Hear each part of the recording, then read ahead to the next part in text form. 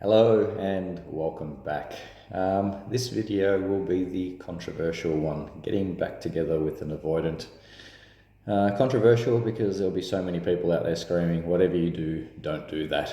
But if you're like me and the first time we broke up, and for some people it would be second, third, fourth time, I could not bear to live without her. I literally felt I have no choice. One way or the other, I have to get this person back or I can't survive. And it felt like that. It's that gut-wrenching emptiness of can't breathe, can't feel, can't work, can't sleep. An hour seems like a month, my God. I couldn't even think of a month in advance, like I was barely hanging on day by day. So in these particular times, that's it. We just think of how can we get back together. So at this stage, I've got to make this important. I didn't know about attachment styles. I didn't know she's avoidant and I'm anxious and all of this sort of stuff. I'm just pinning this as a breakup and I want to get back together. And things weren't great leading up to the breakup. This was mainly the conversations were to do with, my jealousy. I was far from perfect, to be honest, but I really struggled with her male friends and what I thought was inappropriate behavior. And, once we broke up, I found myself saying to myself, you know what, I'm willing to put up with all that just to get back together with her because everything else is amazing. Not right, but that's just how I was at the time. So everybody's got to decide that for themselves. But my experience. So basically, after an initial, this is over, we didn't speak for a week. And I didn't know about no contact at this stage. This is just, we didn't speak for a week. I thought, I'm going to respect her wishes. I'll stay away. I virtually remember, barely anything, but sort of going to work and laying on the bed. That's about the only thing, curled up in a ball and thinking of nothing else but her. 5 days to the day that we'd last spoken, she called me, and she, how are you going? And, I said, not so good. And how are you going? She's also not so good. Talking this, that, the other. And she admitted virtually everything that I was doing. She was sitting in bed, crying herself to sleep, couldn't think of anything else. So I didn't expect that from her. And once again, even though I didn't know she's an avoidant at this stage, I thought she'd be pretty much moving on and out of here. But quickly asking, well, should we get back together? The answer was straight away, no, nothing's solved. The problem's still there. We're not getting back together. I'm like, okay, fair call. We had a conversation, we met up, and I thought, I'm going to try convince her. And I spent the next 2 or 3 days doing so. Didn't lead anywhere. We ended up saying the same thing, or her saying, no, this is over, it's done. This is when I started getting into the videos and researched and found, this is before I knew about attachment styles, but I found finally no contact. So I've started the no contact situation, and I was barely 2 weeks into the month, the 30-day one. Everybody's seen different versions and different lengths of these, but and I was barely hanging on. I really, really struggled to hang on, and I had to reach out.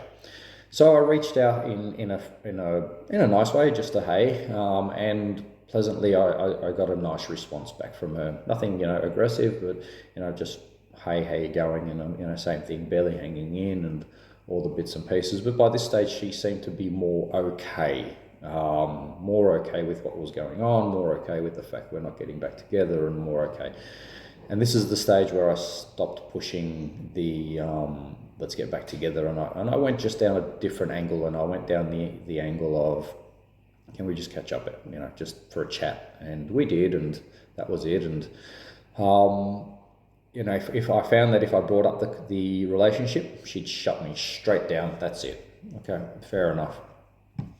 It was a little bit into this that we were now communicating, but certainly not getting anywhere, but barely communicating, that I found out about attachment styles. And that was like, Oh wow. When I first saw the first video of attachment styles and saw the avoidant one, I can't explain. My jaw dropped.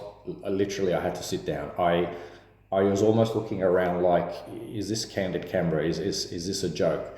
The words in that video described her so accurately that I thought they were talking about her.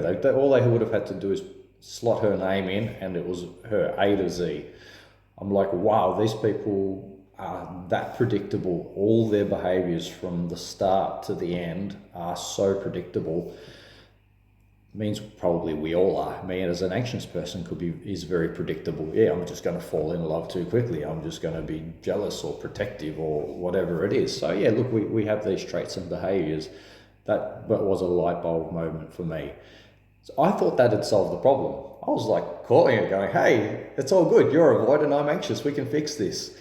About the worst thing that I could have done. She got so angry. Don't tell me, what my faults are. I know I'm broken. I know I can't be fixed. You don't need to tell me this. It wasn't a good move. That was silly from me to do so. But anyway, I was then watching other videos and they were about the friend zoning. And most of them are very anti-friend zoning. Anyway, me desperate, having to get back, got to do everything. The lines of communication barely open. I didn't do a good move with that last phone call. Started again a little bit. Once again, she had calmed down by this stage, was okay with me texting a couple of times. I didn't want to push the limits. And now knowing about attachment styles, I changed my approach. It was no longer, I will bring up this relationship. That's it. I'm just, hey, how you going? Is work okay? Yep, that's okay. No worries, leave it. And then, catch up for a coffee. Yep, but nothing else but a coffee. Yep, all good, leave it. I ended up finding that I could friend zone. Now, a lot of people will be, once again, anti this and that leads you nowhere. I personally think with an avoidant, this can work. And it worked for me. So it took me several months, but we eventually got back together.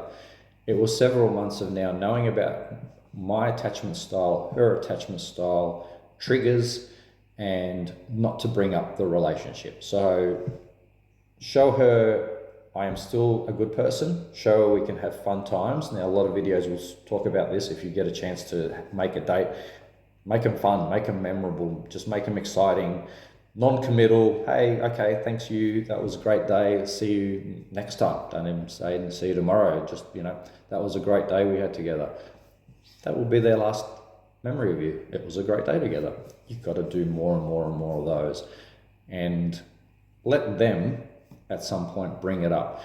Now with me, it started to get really confusing, but, it was a test of time. So we would go out sometimes and without me even doing anything, she'd hold my hand.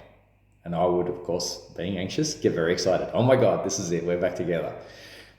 Nothing else would happen after she'd let go of my hand and never hold it again for that particular day. I'd try to hold her hand the next time and she'd pull back and go, okay, no. Then on another time we'd catch up, she'd give me a kiss goodnight. I'd be like, oh my God, this is it, we're back together. Next time I'd try to kiss her, she'd pull back. Very difficult times, but at least you know that they're just as confused. It's not over. If it was over, she'd be going, I don't want to see you anymore, I'm moving on, or she'd be moving on. She wouldn't be making time with you. They don't know. They're avoidant. They're scared. So I did this for quite some time until it got to a period that she was calling me, hey, do you want to catch up? She would hold my hand more often. She'd kiss me goodnight more often.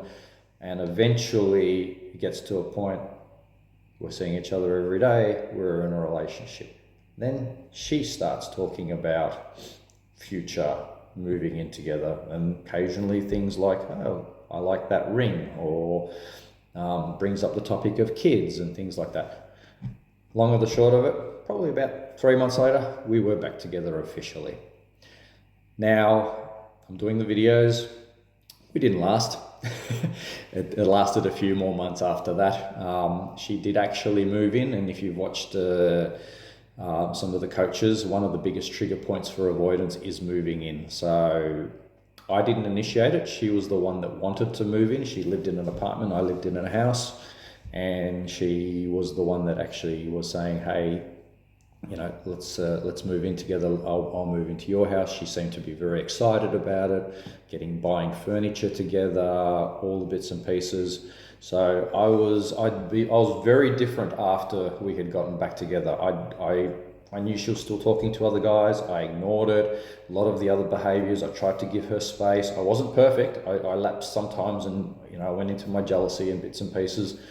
But I definitely was different and behaved differently. But no matter what, still the avoidance side came out. We moved in together. I thought everything was going great. She seemed to be really liking it. We had one little, argument, but nothing that I thought was overly major. One day to the next, thank you, I'm out of here. I can't do this. This time I knew I couldn't put myself through this again. As much as I liked and loved this person, I can't do this. And knowing what I've seen and watched through so many comments and videos, that this cycle can repeat itself, I knew that I was at rock bottom months and months before, and it's just going to affect my health, my mental ability, my physical ability, my work, all my other life, apart from her, is affected through this. So as hard as it was, I knew this time I have to stick to just walking away, and so I wasn't persistent back to her. But one thing that did happen is, same thing, 5 days to the day after, she left a note at my front door, text me, I've left a note at your front door, I'm just driving around. Now this to me was an indication for attention. If right there and right then I said, oh, okay, so you're near my house, hey, let's catch up for a coffee, I can guarantee you she would have said yes. I guarantee you the second time, with a few little texts that came out that I ignored because I was moving on, and it was really difficult to do so, I could have at any of those times engaged in a conversation and possibly pushed that into catching up and done the friend zone thing again, and most possibly got back together again. So where am I getting at with this? I think the no contact with avoidance is honestly a week or two, not 30 days, not 60 days, not what they say. I think there's a small window where they sit there and question, have they done the right thing? And, are they willing to, maybe not so much get back, but still keep you in their life, is in that sort of window.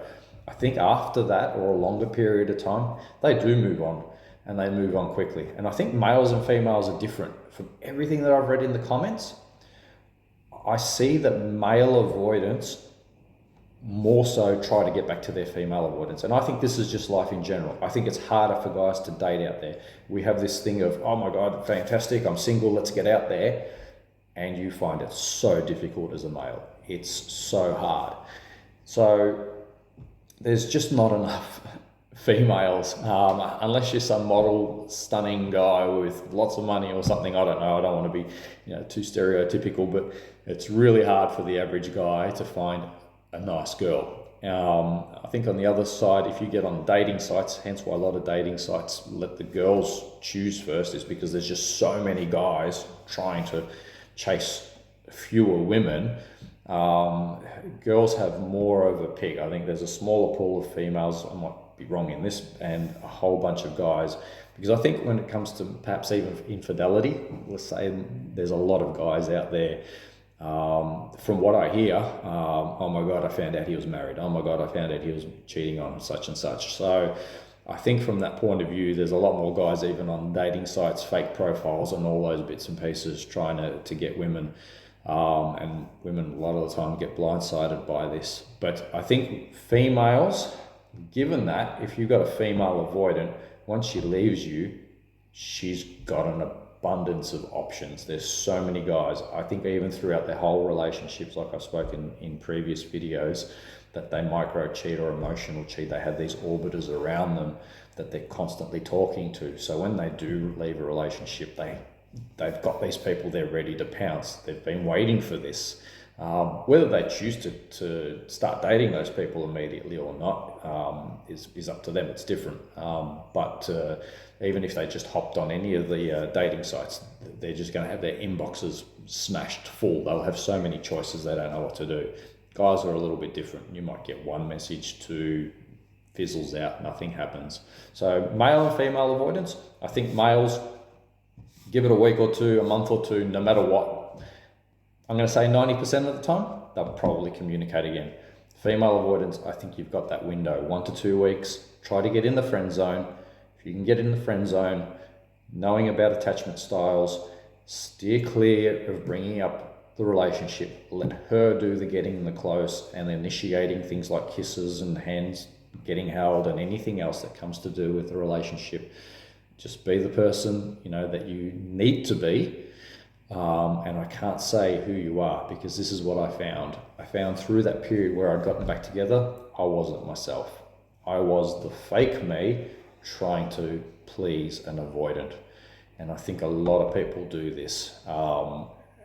I disagree now that I'm out of this. As much as I love this person and it was a brilliant time together, now that I've healed and now that I reflect back, I go, wow, people that do this for years with them, I don't know how they do it. I emotionally, I was drained. Everything, that I had, she took from me. Not knowing, I'm not blaming her. I'm not anti-avoidant. I feel sorry for these people. I wish that they could understand and feel love like the way we do, and not be scared of it. So, That's the wrap up, and I hope people can get something out of this. If you want to get back with an avoidant, I think a week or two window, friend zone, try to do that. Try to stay true to yourself if you possibly can, and try not to give them the triggers and the reasons to find those triggers, and the same as they do with the faults in you, things like that. It's bending over backwards for somebody. It really is. Is it right or wrong? That's not for me to decide. I've made my decision the second time around. I couldn't do it again. I see that there's people that are willing to do anything and everything. This video is for you. You've got another option. I think the coaches in this particular area may not be 100% right when it comes to 30 days, 60 days. Wait for them to reach out, all that sort of stuff. Avoidance, they will run, they will go far. And you won't hear from them again. So you've got that small window of opportunity. Make the most of it if that's what you want to do. Look forward to your feedback. Like, comment, subscribe, all the bits and pieces. Got some more videos coming up with the relationships and attachments. So I hope you enjoyed. Thanks for watching again. See you later. Bye.